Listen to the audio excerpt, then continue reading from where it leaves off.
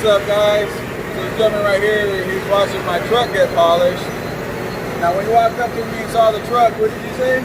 Oh man, when I walked up and seen that truck, I thought it was almost done. And I realized they just was sanding it. And it still looked good. And after they got through really polishing it, I got to get mine done. There you go, people. Keep your trucks polished. Right? Look good going down the road. There you go. All right.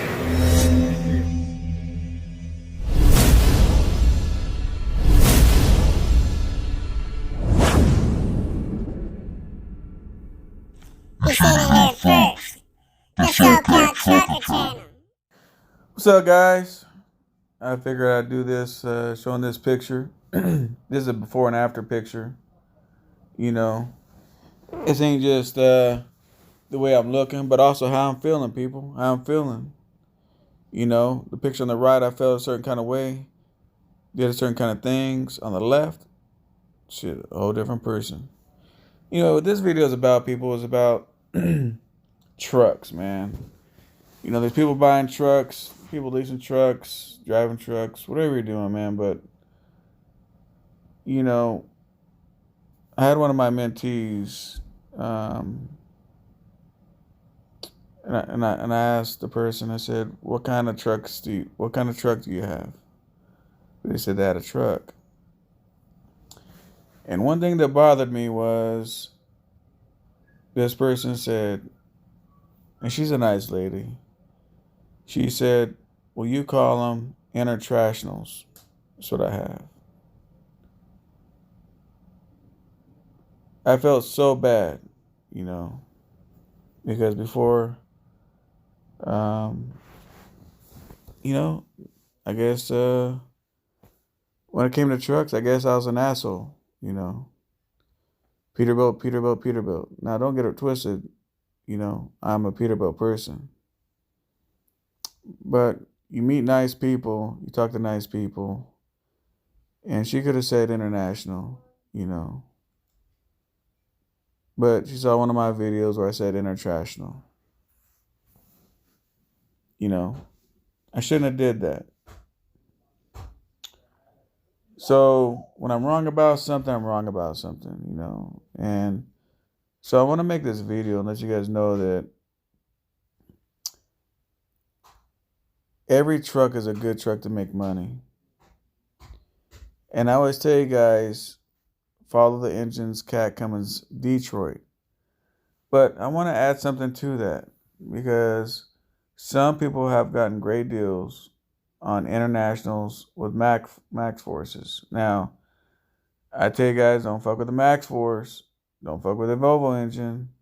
Don't fuck with the Packard. But there's exceptions to that, right? If you can find a really, really clean truck, international.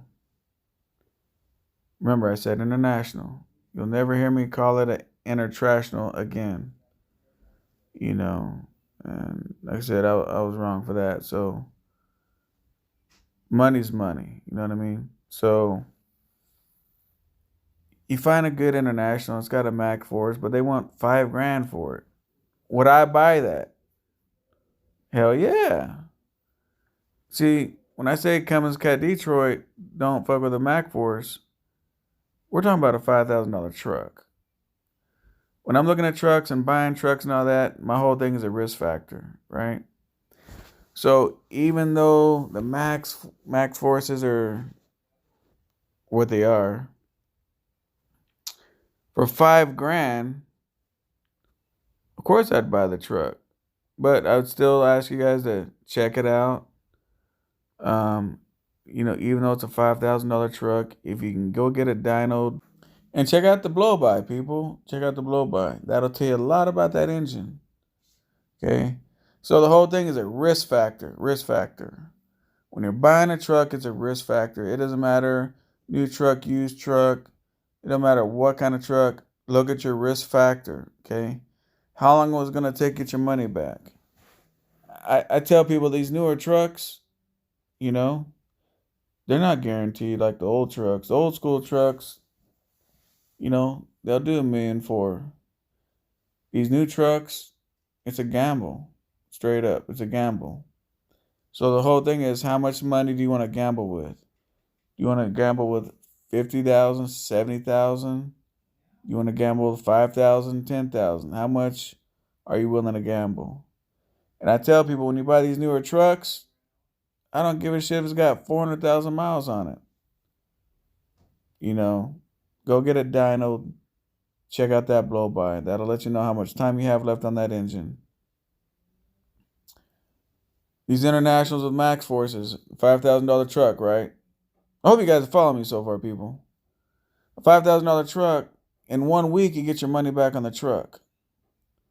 So I'd be a straight idiot to say, don't go buy the truck. I'd be a straight idiot to say, I don't like the max force because this, don't go buy the truck. But what I would say is, buy the truck, get your money back, make your extra money. When it blows up, it's done. Make as much money as you can. You got to look at these trucks as investments, right? Sometimes people look at these trucks like they're buying a car. Look at these trucks like an investment. Think about a bank. You're a bank. I'm going to loan myself this $5,000 on this truck with the max force. How long till I get my money back? How much money can I make on this $5,000? So that's the stuff that I want you guys to look at, man. So even though I tell you guys, hey, look, only deal with these engines, it's just a general thing. But if there's a good deal on a truck, we can get your money back in a month. You want to gamble on it? Shit. Are you a gambling man? You a gambling woman? Take the gamble. But I know in the past I talked pretty reckless when it comes to these trucks and stuff, and that's getting corrected, man. So if the gamble is right and the risk is right and you're good with it, I don't see why you couldn't do it. I was looking at a lot of pictures today, I help a lot of people in my program. I took 3 weeks off work. I missed income to help my mentees and do paperwork with them and do a lot of things that I couldn't do if I was driving. So, where some people were thinking, hey, SoCal, I don't think you should charge for that program. Well, that's why I charge, because it takes a lot of time, man. It takes a lot of time to start something from 0 to 100, and it takes not just time, but it takes money.